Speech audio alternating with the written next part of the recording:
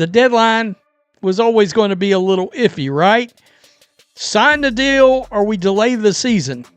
Of course, a lot of you, including myself, are at the point where I'm like, lock the players out, for crying out loud. Why in the hell did this meeting get scheduled for 4 p.m.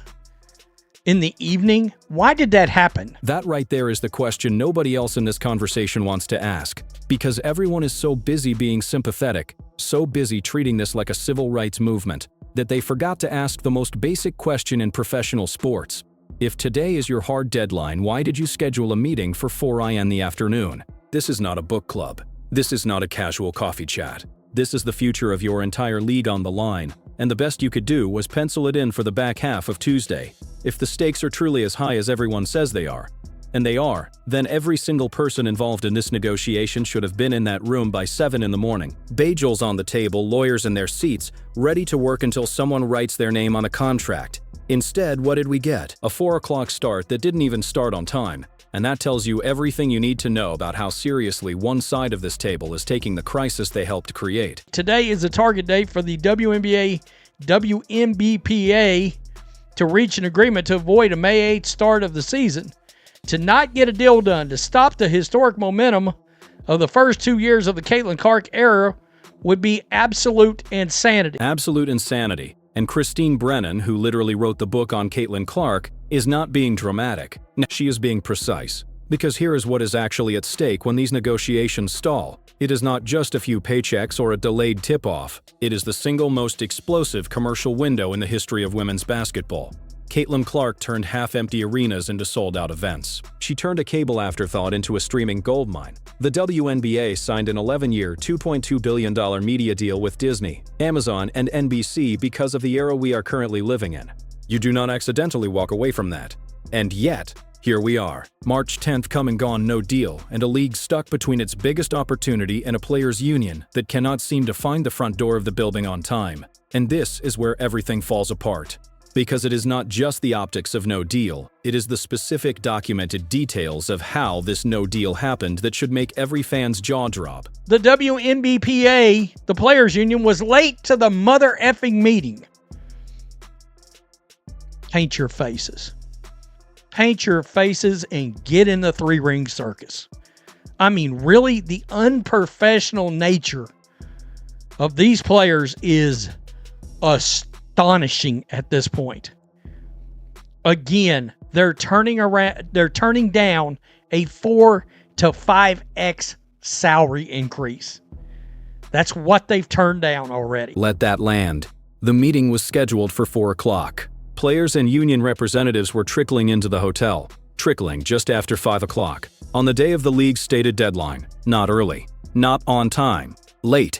An hour late to possibly the most important meeting in the history of your organization. And nobody in the union's camp thought to pull people together and say, hey, maybe today, of all days, we show up like we mean it. That is not a small thing. Showing up late to deadline day tells the other side exactly how much pressure you are actually feeling. And the answer is apparently not much. And then you layer in the salary situation and it gets even worse. The league put an offer on the table that would have taken the average WNBA player from roughly $66,000 to a minimum of $250,000, with a max salary reaching $1 million. Nneka Ogwumike's own response was essentially, it's more money, but it's the same system. And I understand the structural argument. Players want salaries tied to revenue growth so they do not get left behind as the league expands. That is a legitimate ask. But you cannot reject a 4 to 5 times pay increase and then complain in the press that you are underpaid. You cannot have it both ways. And the fans who are sitting at home waiting to buy tickets to a Caitlin Clark game in April, they do not want to hear the economics lecture. They want basketball. And honestly, this is the real problem. The players' union has started treating this CBA negotiation like it is a social cause rather than a business dispute. And there is a critical difference. A social cause asks for justice.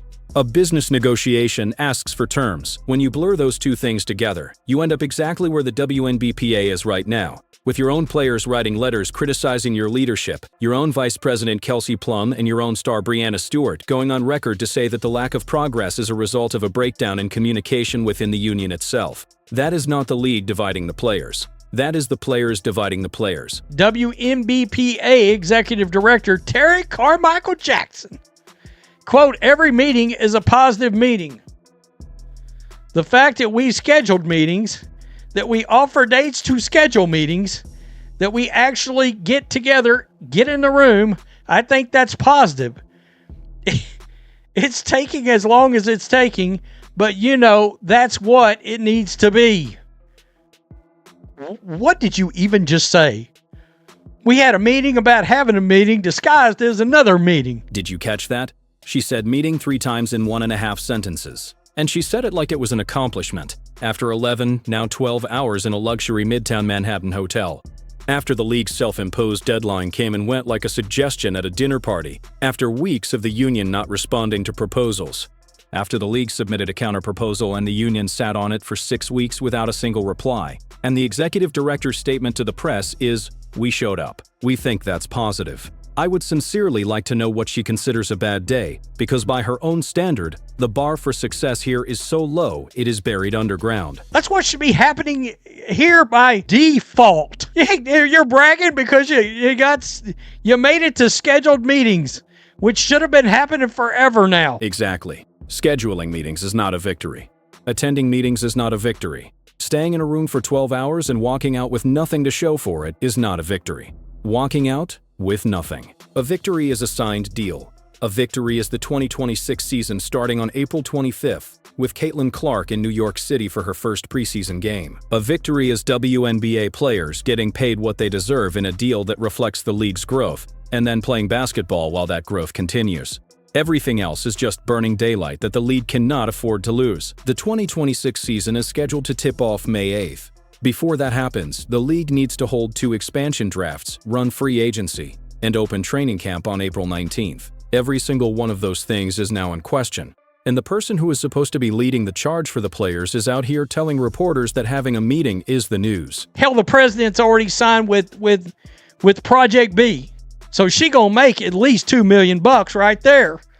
What does she care if the season crashes and burns? She got a backup plan. And there it is. That is the question the league's fans deserve an honest answer to. When the people leading this fight have other financial options on the table, when the president of the Players Association has her own bag already secured, what exactly is the urgency? Who is fighting for the fans sitting in Indianapolis, who bought a Caitlin Clark jersey and a season ticket package? Who is fighting for the young girl who watches every game and is supposed to show up to opening night? The players say this CBA is for the next generation of women in basketball. If that is true, then the next generation is watching right now. And what they are seeing is a union that showed up late, turned down 4 times their salary, and celebrated scheduling a meeting as progress. You are either on the side that wants the 2026 WNBA season to happen, on time, in full, with every star on the floor, or you are comfortable watching the Caitlin Clark era get delayed by a negotiation that should have been finished months ago. Pick a side, and drop it in the comments right now. Is the players' union actually fighting for the players,